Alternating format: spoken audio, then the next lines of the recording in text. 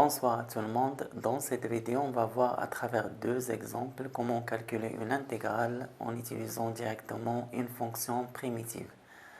La première intégrale, c'est l'intégrale de moins 1 à 2 de 2x à la puissance 3 moins 3 sur x moins 4 dx. Et la deuxième intégrale, c'est l'intégrale de 0 à racine de 3 de x exponentielle moins x carré dx. Avant de répondre à la question, je donne un petit rappel sur les fonctions primitives. Soit grand f et petit f, deux fonctions définies sur un intervalle i. On dit que grand f est une fonction primitive de petit f sur l'intervalle i si et seulement si on a les deux conditions suivantes. La première condition, on doit avoir grand f est une fonction dérivable sur l'intervalle i.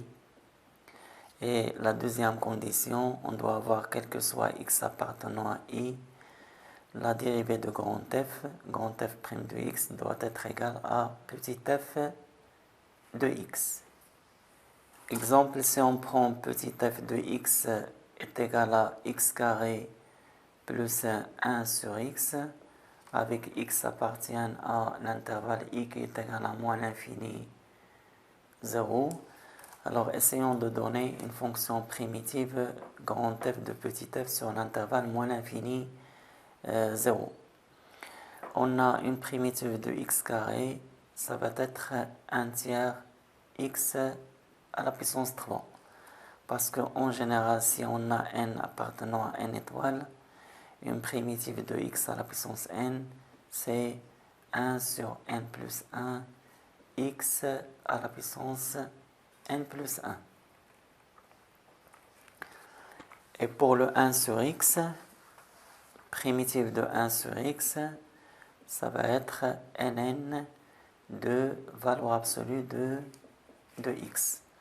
Parce que la dérivée de nn de valeur absolue de x, c'est exactement 1 sur x. Donc en fait, on peut prendre comme primitive grand f de petit f sur l'intervalle moins l'infini 0, c'est la fonction grand f de x est égal à 1 tiers x à la puissance 3 plus nn de valeur absolue de x. D'autre part, pour calculer l'intégrale de a à b de f de x dx, il suffit d'avoir une fonction primitive de petit f sur l'intervalle ab. Et si grand f est une telle fonction, alors cette intégrale est égale à entre crochets, on met fonction primitive, grand f de x, et là les bornes a et b. Et cette expression-là se calcule de la façon suivante. Là, il faut respecter l'ordre. On commence par petit b, donc c'est grand f de b moins grand f de a. Alors, le premier intégral à calculer, c'est l'intégrale de moins 1 à 2 de 2x à la puissance 3 moins 3 sur x moins 4 dx. Je le note j. Donc, pour calculer cette intégrale, il suffit de déterminer une fonction primitive de cette fonction-là. Alors, pour 2x à la puissance 3, une fonction primitive de cette fonction, c'est 2 fois primitive de x à la puissance 3, c'est 1 sur 4 x à la puissance 4. Je simplifie par 2, ça reste 1 demi x à la puissance 4. Pour la fonction 3 sur x moins 4, je peux écrire ça sous la forme 3 fois 1 sur x moins 4 qui est égal à 3 fois. Je peux remplacer 1 par la dérivée de x moins 4. Parce que x moins 4, le taux prime, c'est exactement est égal à 1 sur x moins 4. Et je sais que si on a la forme e' de x sur e de x, alors primitive de cette fonction-là, c'est ln de valeur absolue de e de x. Donc en fait, d'après ça, une primitive de 3 sur x moins 4, c'est exactement 3 fois ln de valeur absolue de x moins 4.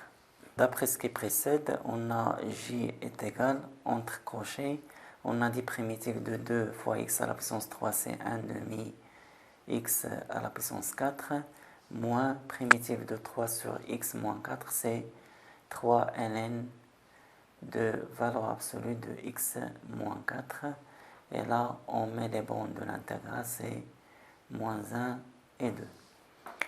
Alors, je remplace x par 2. J'aurai ici 1 demi fois 2 à la puissance 4, c'est 16, moins 3 fois ln.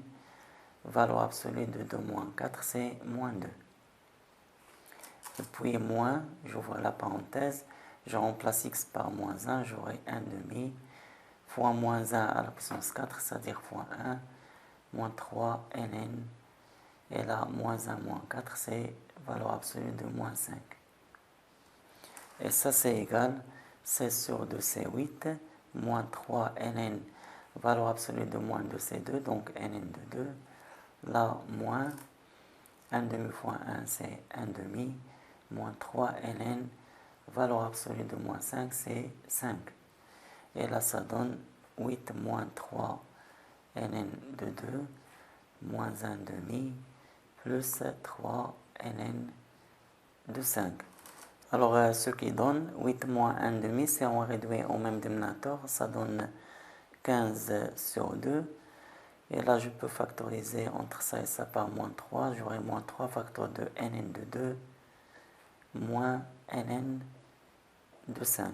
Et ça vaut 15 demi moins 3 ln de 2 moins ln de 5, c'est ln de 2 sur 5.